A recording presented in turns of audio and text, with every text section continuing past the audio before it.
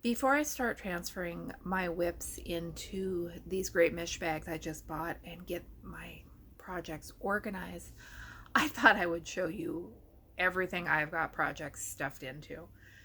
I'm Michelle, this is my romantic tangle, and nobody is ever going to accuse me of being too organized when it comes to my WIPS.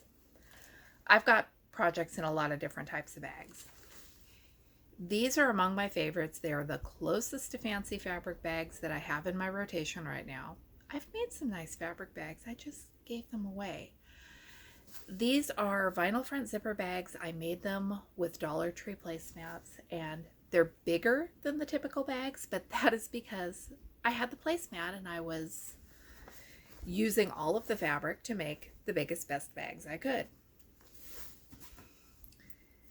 Placemats, the backing of the placemat is the lining of the bag. I used some vinyl for the windows, some thrifted zippers, and I love these. They are great for big projects and small projects, which is what I've got in that one.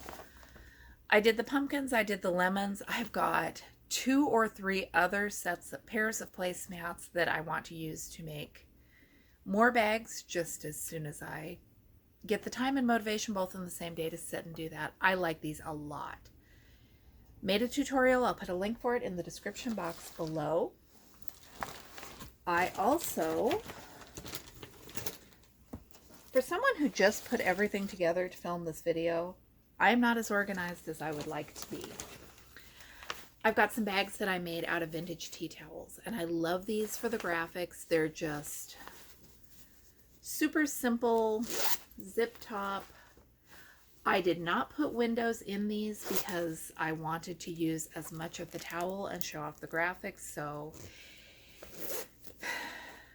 I mean, I know what's in here, but for looking for projects in a hurry, you're either going to have to put a tag on the front or know what is in the bag. This is my other tea towel bag, and I made it from a dollar store tea towel. It is big. I have, on most days, a bunch of smaller projects tucked in here.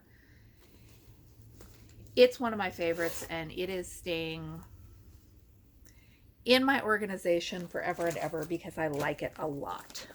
I've got a lot of these snap top document pouches from the Dollar Tree, and I kind of like them and I kind of don't. Because after using them for a long time, you have to line up this snap just right to get it to snap at all. And then there's still some loose little corners that I feel like stuff could fall out of. I'm liking having everything sealed up tight, which is why I prefer the mesh bags, because nothing is getting out of there if I remember to zip the zipper. Let's not count on my remembering to zip the zipper though, because I'm me. I've also got a whole bunch of projects in ratty little ziplock bags, and for small projects, that's not the worst thing you could do, especially if you remember to put the ratty little bags into a nicer, bigger bag so that they're all contained, because these will get buried in project bags easily. And that's not productive. I also, for bigger projects, really like these great big bags from the Dollar Tree. They come in 3 packs or 1 packs depending on what size you get. They are heavy duty. They have that Ziploc closure that you could close if you wanted to. They're great for projects that are big enough to need their own floss box. And they're a knockoff of the Ziploc big bags. I don't know if they even make Ziploc big bags anymore, because since I found the Dollar Tree ones, I haven't gone looking for them. They're sturdy, they're heavy duty, they're not the prettiest thing you could use, but they work well. And I have got a great big wonderful tote bag that I put all of the littler bags into. I've got a couple different types of tote bags I use. I got this one at Home Goods in their Halloween section last year, and love the graphic, but more than that, the straps are sturdy, the canvas is sturdy, the seams are great, and it was only like $6 or $7. So I have hauled this thing all over creation, and it has held up well. I think that that is pretty much every type of bag and envelope that I currently have projects stuffed into. They all work. Some work better than others. The only thing that I'll say is important is make sure that whatever bag you are using makes it obvious that this is a project and this is not garbage, especially with ziplocs and little ornaments.